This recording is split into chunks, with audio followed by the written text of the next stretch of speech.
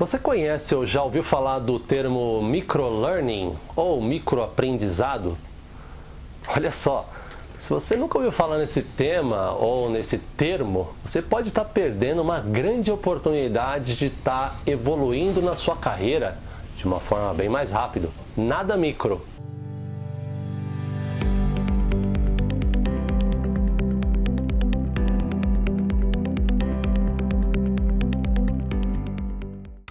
Olá, seja muito bem-vindo à Gestão Realista e este é o podcast Provocações de Carreira. E você sabe que a gente está aqui é para te provocar, tirar você da zona de conforto rumo à sua carreira exponencial. Eu sou o Leandro Tafuri e estou com meu amigo e parceiro de conteúdo, Anildo, direto da França. Fala, Anildo! Grande Leandro, grande amigo, grande amiga. Ô Leandro, olha só que assunto bacana, hein? É quando o micro, bem combinado, ele ajuda no macro, hein? Fantástico, fantástico. Boa. Nada micro esse assunto hoje, né? E É a isso gente aí. trouxe esse assunto hoje e já fazendo um disclaimer. Nós não somos somente, né, Anildo, grandes entusiastas desse assunto. Nós somos grandes usuários, né, grandes consumidores, né, de microconteúdos que combinados, Anildo, fazem uma macro diferença na nossa vida, né? Sem dúvida. E geradores também de microconteúdo, né, Geradores de Leandro? A gente faz o... Exatamente, a gente faz o nosso máximo para gerar microconteúdo também. É verdade, mas vamos contextualizar, né, meu amigo? Vamos contextualizar.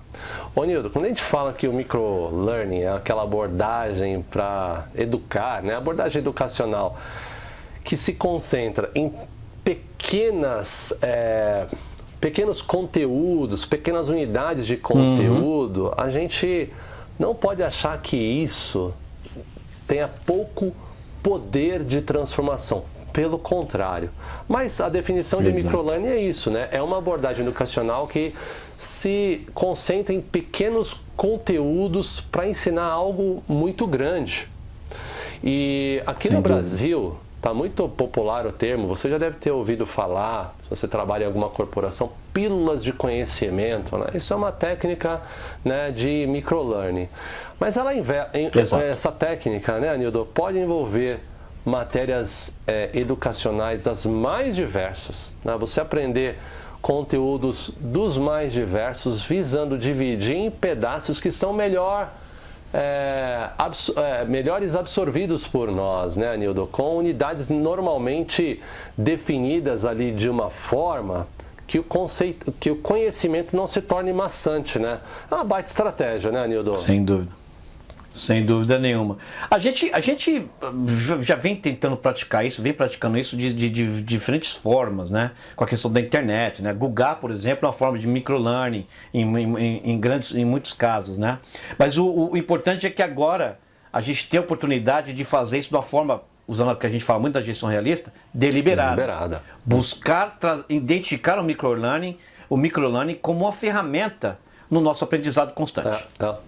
E você quer saber como identificar, né? Se você é um usuário de microlearning, a gente vai falar aqui das principais características, né, dessa prática. Vamos lá. Então, Anildo, primeiro, já falamos aqui, são conteúdos de curta duração, né? São todos os conteúdos projetados para serem breves, né? Comenta um pouco sobre esses conteúdos, amigo. É aquela coisa, baseada na definição, né, Leandro? Ao invés de fazer um curso de 120 horas de Excel, né? Na verdade, eu vou fazer vários cursos onde eu vou explicar uma fórmula, ou onde eu vou explicar como eu faço uma tarefa. Ou seja, eu pego todo aquele conhecimento, Leandro, e eu vou gerar várias, como você falou, né, várias pílulas de conhecimento, né? Ou vários conteúdos focados, né? E que vai possibilitar que as pessoas dediquem um pequeno espaço de tempo para aprender algo que tem valor, mas é a combinação de todos eles, né, Leandro, que vai fazer essa grande colaboração. Legal. E você falou do conteúdo focado, né, Nildo? Exatamente, é uma outra que é o 2, já fui pro característica, ponto 2, né? Exato. E é isso, é quando você tem uma necessidade, você busca a resposta para aquela necessidade. Aí você vai ter um conteúdo exatamente focado para aquela questão que envolve um assunto muito mais amplo, né, Anildo? Sem dúvida nenhuma. Curta duração, mas tem um conteúdo específico, não é só falar rapidinho, oi pessoal, é isso, estou aqui para falar disso, tchau. Não é bem isso, né? Na verdade, existe cada pílula dessa, cada pedaço é um conteúdo bem focado. Uma informação bem específica, né? Para se concentrar naquela questão em si. E outra questão, né, Nildo? Tem que ser fácil e flexível, né? Sem dúvida. Tem que ser fácil de achar, fácil de observar, fácil de se guardar, enfim, e fácil de esquecer. De esquecer significa fácil de descartar, não esquecer, a palavra certa é fácil de descartar. Boa. Até te não esquecer, falar, descartar. Esquecer delibera, mas você já... Não esquecer, a palavra errada, descartar, na verdade. Perfeito. Bom, outra característica, Nildo, dos conteúdos de microlearning, normalmente são conteúdos interativos, né, que são fáceis de consumir, envolventes, né? Acho que o TikTok é um grande exemplo até, né? São vários. O TikTok é um exemplo maravilhoso, né? Mas o infográfico bem feito é outro exemplo, né? Quem pega o infográfico muito bem feito, que é envolvente, aquele visualmente agradável, né? É outro exemplo muito bom de um microlearning que traz essa questão de ser envolvente, apesar de não ser interativo, né? Outros são interativos, né? E não são tão envolventes, mas envolve um componente ou outro de formas diferentes. E por fim, acho que uma característica importante também, né, Nildo, é que normalmente é um aprendizado por demanda, né, para a resolução de um problema no local, para adquirir conhecimento específico ali quando necessário. A gente já falou, a pessoa tem uma pergunta, ela vai atrás de uma resposta e ela encontra aquele conteúdo. Imagina que você tem um livro de 350 páginas e alguém... ali dentro daquele livro tem uma resposta a um determinado problema e alguém fez um conteúdo, um vídeo de 1 minuto e 30 segundos que explica exatamente uma forma prática, rápida como responder a isso. É por aí, Anildo? Completo, Leandro. Essa semana retrasada eu estava trabalhando com a planilha Excel super complexa e eu precisava fazer um tipo de cálculo, né? Calcular a taxa de crescimento interna, né? E eu não sabia fazer isso. Batata, adivinha? Né? Fui atrás de um microlearning específico de como fazer aquele cálculo. Né? Dediquei 15 minutos, aprendi algo. Né? Eu tive que fazer depois de muitos anos uma análise das 5 forças de Porter. Né? E eu estava meio perdido. Microlearning. Para cada uma das 5 forças eu achei um infográfico. Microlearning. Perfeito. Entendeu? Ou seja, por demanda. Eu precisei de algo. Eu fui buscar aquele conhecimento específico. E acho que é muito dentro. A gente tem, aliás, um podcast, né? Você sabe aprender, né? Aprendendo a aprender. O texto, o título agora até me fugiu exatamente o título do nosso podcast, mas era Aprendendo a Aprender, algo assim, né, Anildo? Exato. Será que precisamos reaprender a aprender? Isso. E esse é um... Eu falo que talvez seja uma das grandes revoluções, né, que a gente vive hoje. Porque sem a capacidade dúvida, que a gente tem de consumo de conhecimento, a forma como o conhecimento hoje está organizado em pequenas pílulas, nossa, isso é uma condição única. E vamos a alguns exemplos, Anildo? Então a gente já falou. Vamos lá. Vídeos tutoriais, por exemplo, os curtos, são bons exemplos, né? Um bom exemplo de microlearning, né, Anildo? Infográfico, questionários, alguns artigos também, né, Anildo? Um conceito que eu gosto bastante quando a gente fala de microlearning, a gente já falou muito do Duolingo aqui, né? Muito do Duolingo, aqueles 15 minutos por dia, e a gente conecta isso com aquela... Tá querendo aprender um novo idioma, algumas palavras novas por dia, isso também é microlearning, né? Demonstrações rápidas, seja qual forem, de produtos ou conceitos, também é uma boa forma de microlearning. Anildo, o que você gostaria de destacar nessa lista de exemplos de microlearning, amigo? Vamos lá. Quando a gente comentou da questão de infográfico, vídeos curtos, eles são óbvios, né? Mas a questão do questionário eu gosto porque é uma forma mais ativa de se aprender, né? Você achar um quiz, né? Um questionário, onde você vai lá, são 10 perguntas, você pratica algo que você acredita saber, é super bacana, né? Artigos curtos, coloca no seu favoritos, lugares onde você tem acesso a artigos curtos, onde lê um por dia, por exemplo, né? Aprender um idioma um pouquinho por dia é mágico, é super poderoso. Ou seja, os exemplos são gigantes. E, Leandro, um podcast como o nosso, né? Onde você pesquisou lá, microlearning, você achou esse podcast, está aqui em 15 minutinhos, você pegou o conceito. Né? Então, os recursos e as formas, né, são variadas. É o conceito que a gente está convidando você a exercer ele de uma forma cada vez mais deliberada, cada vez mais sob controle. Exercer, seja como consumidor de microlearning ou como provedor de microlearning, Gerador. Porque nós temos aqui algumas pessoas que nos seguem que são, né, educadores, Anildo. Então, considere, né, o microlearning como parte da estratégia de propagação, né, de conhecimento dentro dos seus cursos. Muito legal.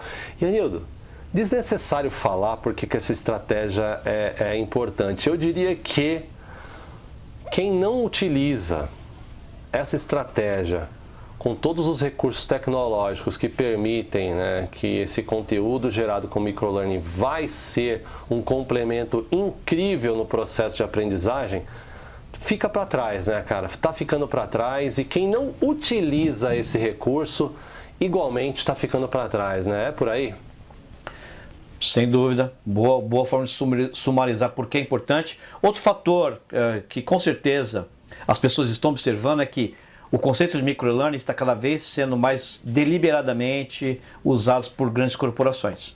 A gente vê cada vez mais corporações utilizando esse conceito para treinar funcionários, para treinar clientes, treinar força de trabalho e etc. Ou seja, é importante a gente estar ciente, né, de como ele é utilizado, como a gente pode utilizá-lo e pôr em prática esse conhecimento. Sem dúvida, sem dúvida. Gostei do que você comentou, né? Você é empresário que está nos escutando, né? Não só o educador, mas o microlearning é uma forma de treinamento dentro da sua organização que talvez, eu vou arriscar falar aqui, talvez seja mais efetiva, né, Nildo? Talvez seja sem dúvida nenhuma. Quando bem utilizado, é super poderoso. Talvez seja a mais efetiva. Só que, disclaimer aqui, tem limitações. Primeiro, já começo falando que ela complementa métodos tradicionais, né, Nildo, de ensino. Ela reforça e tem limitações, né? Por exemplo, Nildo, para tópicos complexos, o que você acha de utilizar o microlearning? Então, para tópicos complexos, na verdade, se a forma escolhida para se prover o aprendizado é o microlearning, então existe um risco muito grande que o conceito não vai ser bem absorvido, né? Porque existem tópicos que são complexos, que eles demandam uma contextualização muito mais ampla, mais profunda e mais demorada. Então talvez o microlearning não se adapta como ferramenta para esse tipo de tema. Tem que ter algumas considerações. Você falou muito bem, essa falta de contexto em alguns casos, né, pode gerar um não entendimento do big picture, né? E aí a pessoa não tem um contexto do que aquela parte tem a ver com todo. É por aí, né, Anildo? Completamente. Uma outra questão, uma outra limitação, acho que já vi isso acontecendo, quando a gente tem um volume excessivo, sabe, quando aquela organização, Anildo, ela quer utilizar, por exemplo, exclusivamente, vou dar um exemplo aqui prático, tá? Vamos supor que você quer fazer um treinamento para uma troca de sistemas. Já passou por isso alguma vez, Anildo, na tua carreira? Opa, algumas vezes. E se você quiser substituir aquele treinamento formal por vários vídeos de microlearning, gerando centenas de vídeos ali, inundando os alunos ali com unidades de informação, manual, infográfico, não vai gerar uma bagunça também um pouco, Anildo? O que você acha disso, cara? Esse volume excessivo pode ser uma limitação no processo de definição de estratégia do microlearning? É uma limitação e a gente, na verdade, estamos trazendo isso aqui, né, para você que está escutando a gente, estar ciente disso e identificar isso desde o início. Se você se envolver no processo de microlearning e você percebe que, na verdade, o que foi feito foi só ter pegado um tema complexo, gigante, e cortado ele em 436 pequenas aulas, né? Então, o ideal é você até buscar um outro processo, né? Porque, na verdade, ele utilizou um conceito poderoso, mas de uma forma errada. Né? Então, não vai funcionar. O risco é muito grande que não vai funcionar. E uma outra coisa, acho que uma outra limitação importante, né, Nildo? Nem todo mundo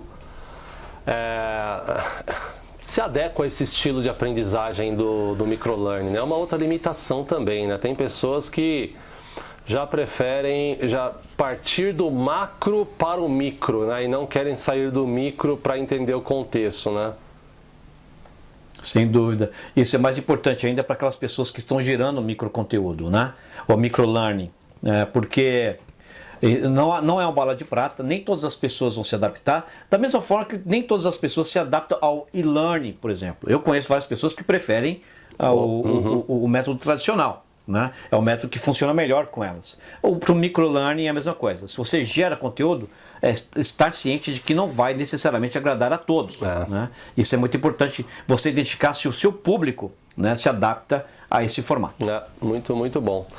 Muitas vezes, Anildo, eu já fiz uso de ver no YouTube, por exemplo, um determinado livro, fulano me indicou um livro para eu resolver um determinado problema. Antes de ver esse livro, eu dou uma olhada no resumo do livro no YouTube e eu já tenho ali um pouco da noção do que vai ser falado no livro antes de comprar o livro, né?